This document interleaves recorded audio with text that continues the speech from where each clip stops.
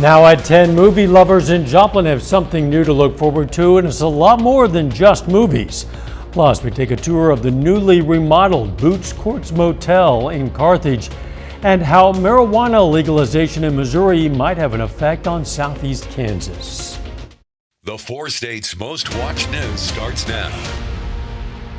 Crawford County, Kansas authorities are investigating a death near Pittsburgh, but they aren't saying much. This is KOAM News at 10. I'm Dow Quick. Authorities say they're investigating the homicide of a man. It occurred late this afternoon. The Crawford County Sheriff's Department says it happened in the county west of Pittsburgh, but authorities are not yet releasing the name of the victim or any other details. Joplin is getting a brand new movie theater that'll offer a lot more than just movies. B&B Theaters announced it's bringing a new location to the city. The nation's largest privately held theater chain says it will construct a luxury 8-screen cinema at the southeast corner of 32nd Street and Hammonds Boulevard. The new location will feature laser projection, heated leather recliners, a bar and grill, and an arcade. No word yet on when construction is expected to be complete. The Boots Court Motel in Carthage, Missouri is now fully open. KOAM's Carrie Worthen has more.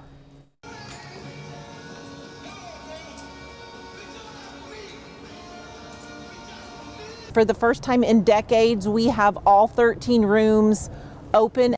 The nonprofit Boots Court Foundation saves the historic Boots Court Motel and restores it to its natural beauty. So we saved what we could, but some places there wasn't anything to save, so we had to go back in with stuff that was new but had the feel of old, which is what we want. We want to honor the history of Route 66. When I walked in, I was very surprised. I was like, wow, it was so clean, so basic, and it just had the feel that I was hoping for, kind of a vintage feel. Boots Motel was constructed in 1939 by Arthur Boots and started out with 4 rooms. Boots later added on to have 8 rooms after seeing how successful the motel was. A second building was added in 1946 by the Neely family, which brought the total guest rooms to 13. Oh my goodness, everyone is so happy and so pleased that we have saved the Boots and we have restored it. Paula Holler is traveling from Minnesota to Arizona. I looked around on the internet and saw Boots Motel, and it looked really interesting. So I thought, hey, let's check it out, and I managed to get here in the Clark Gable room. It's a room that Clark Gable actually stayed in. We have a couple of those, but one that we have decorated with some Gone with the Wind stuff, so that's kind of fun. Some of the rooms have original details, but the iconic neon is what brings the motel to life. The neon is just the icing on top of the cake. We have beautiful green neon that comes on every night about dusk, and it just makes our boots shine like an emerald. So we are very happy. In Carthage, Carrie Worthen, KOAM News. The manager of the Boots Motel says the old Sinclair gas station next door is being redone with an office for the motel and Route 66 Visitor Center. That could be complete in a couple of months. Pittsburgh is taking a closer look at its historic downtown buildings. The city's getting a grant from the State Historic Preservation Office of up to $16,000. It'll fund the next phase of a survey to learn more about the history of some of the buildings, who owned them, and how they were used. It could be useful information in planning disaster response, future development, and more. The city chose to hire a survey company instead of conducting the survey themselves. We can, but it's a bit time-consuming to do that, right? There's a lot of information, a lot of different sources that you look at. And these people are experts. They know what they're doing. They know exactly where to look. They know how to find all the information. We could do it ourselves, and we'd probably enjoy doing it, but it just takes too much time. We really don't have that kind of time. Our employees are fully employed doing other things. One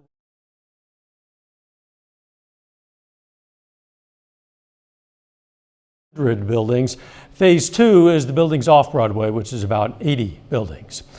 As Missouri adjusts to the legalization of recreational marijuana, the impact is also felt in southeast Kansas. Law enforcement in Kansas says they might have slightly more work to do. The Cherokee County Sheriff David Grove says they have not seen much of an uptick in cases with possession of marijuana, but there has already been a slight increase in impaired driving. Sheriffs are trained to conduct different types of road tests because it's not always easy to determine a level of marijuana that someone can have when driving. With alcohol, there's a standard. It's 0.08, and then you're deemed too impaired to drive safely. With marijuana, that's not the case because there's different potency levels of marijuana. Officers are looking for specific clues during the interaction with the driver, and based on those, the driver might be asked to take an additional test. Some KCU Joplin students are giving back to the community. Students from the school's Christian Medical and Dental Association volunteered at the Ronald McDonald House of the Four States. Some helped prepare and serve meals to families. Others cleaned up around the house as part of Healthy House projects. I've done dinners before in the past at Ronald McDonald houses in other cities, and so I thought this would be a great way to get our students involved and a great way just to be able to do something that's really tangible and to take the burden off of them for a night. It's a lot of work, I gotta admit. If you're doing this just to have fun, if you're doing this for the money, if you're doing this for the prestige, like, it's not gonna cut it. You gotta have that solid foundation of service, that solid foundation of aspiring to help the community you're from. The Ronald McDonald House provides temporary housing for families with seriously ill children in the hospital. There's magic in the air. Some Fort Scott residents are raising money to bring a splash pad to the city. And to do that, they brought in Branson-based illusionist Reza. He's performing a trick here. Now he has that ball. He's going to fire it. Is that woman going to catch it in her teeth? Surely not. No. Whoa, she did. He performed at the Ellis Fine Arts Center on the campus of Fort Scott Community College. It is completely accessible and inclusive to everyone, regardless of any limitations that somebody might have as far as mobility, mental, physical, age. So it's completely open for everyone to enjoy, and it's actually going to be the Fort Scott community's very first park that is accessible for everyone. Big crowd for that performance. Once it's funded, the group plans to build this splash pad in downtown Fort Scott. Students in Carthage got a chance to learn about possible career options. Carthage Technical Center today hosted its annual career fair. More than 60 vendors, including businesses, colleges, and the military, were there. The fair allows students to meet local employers, showcase their skills, and network with people in industries. I talked to MoDOT over there, and they're civil engineering, and I talked to them about maybe an internship next summer, and I think it's really cool. Or I don't know if Anderson Engineering is here though, but last year I got to talk to them about just doing civil engineering around here, maybe even. There was also a booth providing assistance with financial aid and one to register to vote. Meteorologist Sam Lane joins us with a first look at the weather. Thank you very much, Dow. It's all clear on radar this evening, and you expect to stay that way for the weekend. This afternoon, we saw temperatures rising into the 40s for the most part, upper 40s out to the west, like Sedan, where they topped out at 49, 49 also in the Ville. This evening, we're going to see temperatures dropping through the 30s, down into the upper 20s by tomorrow morning. And looking down the lane, we're going to have a Saturday sprinkle chance and then also increased fire danger, warmer weather on Sunday, and a warmer week ahead as well. And I'll tell you all about that in the forecast coming up in just a little while. See you soon. A Kansas teen is charged for a Kansas City, Missouri crash that killed an officer, a pedestrian, and a canine. 18-year-old Jaron Lightfoot of Tanganoxie faces 2 counts of first-degree involuntary manslaughter. Lightfoot apparently was not seriously injured. That crash happened Wednesday night. Authorities say Lightfoot was driving his car at around 85 miles an hour or more and ran a red light, hitting the police cruiser driven by Officer James Mulbauer, who later died at the hospital. Police canine Champ was found dead in the back seat of the car. Police then found a man dead under the police car. Still no word yet on his name. Authorities say Lightfoot was not under the influence. Coming up, details of a raid that killed an ISIS leader but injured some U.S. troops. Plus, a small community in Mississippi mourns following a mass shooting that killed 6 people. 3 U.S. troops and a working dog were hurt during a raid in Syria that killed senior ISIS leader Hamza al-Hamzi. U.S. Central Command said in a statement the service members were close to al-Hamzi when an explosion occurred.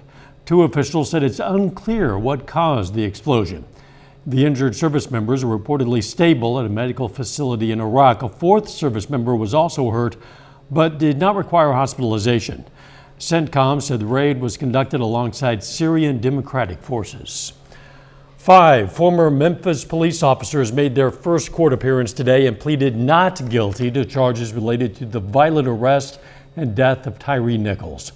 The 29-year-old died in a hospital just 3 days after being pulled over and beaten by the officers in an incident that was caught on camera. All 5 have since been fired and now face a range of charges, including second-degree murder. The town of Arcabutla, Mississippi has fewer than 300 people and is now the site of America's latest mass shooting. The suspected gunman is from the town and is now in custody, but there is no word yet on a possible motive. Reporter Dina Demetrius has details. 6 people are dead after a shooting rampage through a rural Mississippi community on Friday.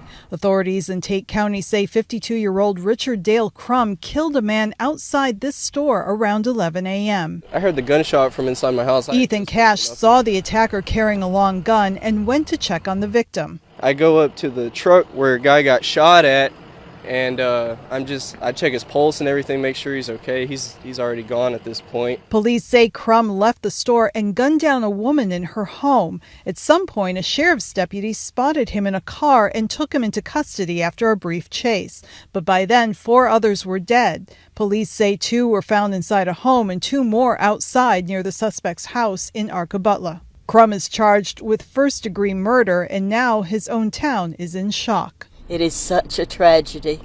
We have most people are just really good, and we never would have thought anything like that would have happened here. Mississippi's governor says the suspect acted alone. Dina Demetrius, CBS News.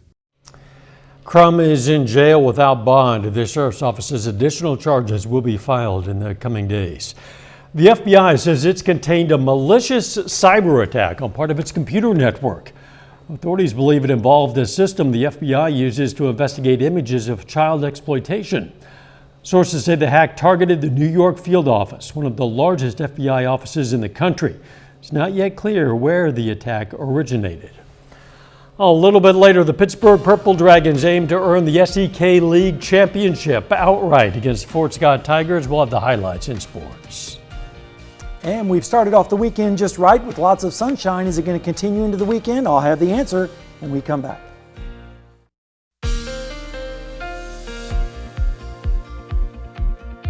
Well, we started off chilly this morning with temperatures below normal, but this afternoon with the dry air in place, it allowed temperatures to warm up into the lower 40s for afternoon highs. Right now in Seneca, Missouri, it's Indigo Sky Casino and Resort.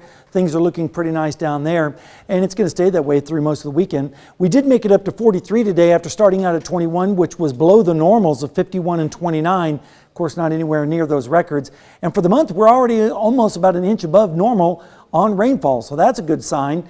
Radar is clear right now, and we expect it to remain that way over the weekend, but the winds are going to be increasing, especially as we head through tomorrow, with wind speeds in the morning up towards the north over 30 miles an hour, and by afternoon we'll be approaching 40 miles per hour in southeastern Kansas, so that's why the fire danger is increasing. And then as we go through the overnight hours into Sunday morning, we'll see those winds move across our area and highest down to the south by Sunday morning. But by Sunday afternoon, the winds will start to die down across the entire area. Here's a look at the drought monitor.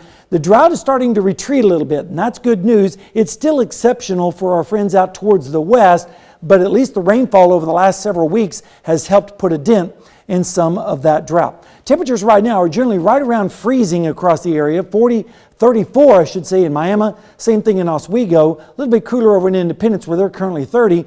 Cool spot, Stockton with 29 degrees right now. When you factor in the wind, it feels like 24 in Stockton, same thing in Nevada, as well as Iola and Yates Center, a little bit warmer down in Grove where they're currently feeling like 28 degrees. In Joplin, it's bumped up a little bit. Last hour it was 32, now it's 33. Still feels pretty chilly out there, 25 with a south wind of 10.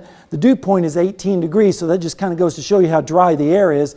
We're expecting south winds tomorrow with lows generally right about where they are right now, maybe a little bit cooler, with temperatures in the 20s and 30s. But by tomorrow afternoon, the winds are going to be cranking up, and we'll see highs in the mid to upper 40s, especially out towards the west. And then we might see a few sprinkles as it goes through the evening hours.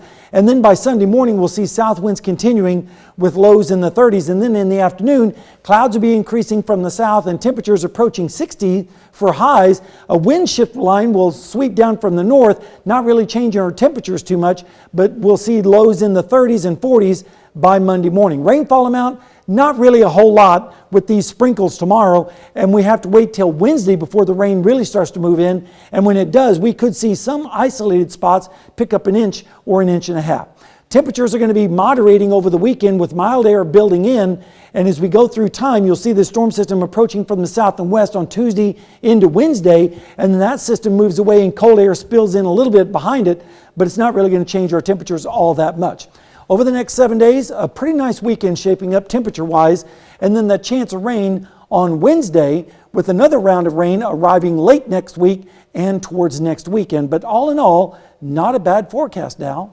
No, those temps getting up into the 60s, That sounds pretty nice to me. I think we're living right. I guess so. Thanks, Sam. Still ahead, Missouri Southern baseball aims to continue their hot start to the season against McKendree.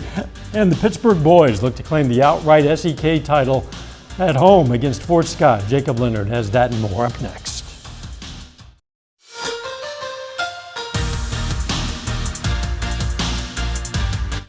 The Pittsburgh High School boys basketball team is 13-4 this season. The Purple Dragons have already wrapped up at least a share of the SEK League Championship. It's their third straight league title and seventh in the last 8 years. Now tonight, Pittsburgh aims to earn the outright conference championship, hosting SEK rival Fort Scott. In the first quarter, Mason English for three, and he gets fouled. Pittsburgh up 7 going to the second. In the second here, loose ball, Joey Chronister throws it ahead to English.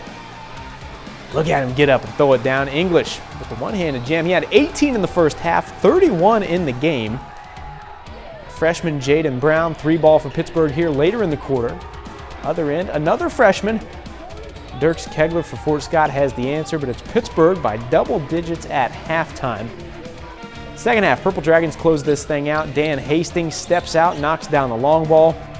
Then final seconds of the third, Jackson Turnbull beats the buzzer. Floater goes, he scores 14. Pittsburgh wins 58-39 to earn the outright SEK League Championship.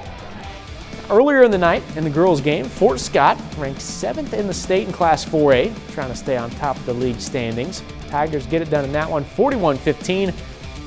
Kinsey Murphy leads the way with 10 points. Fort Scott is now 16-3 overall, including 9-1 in the SEK.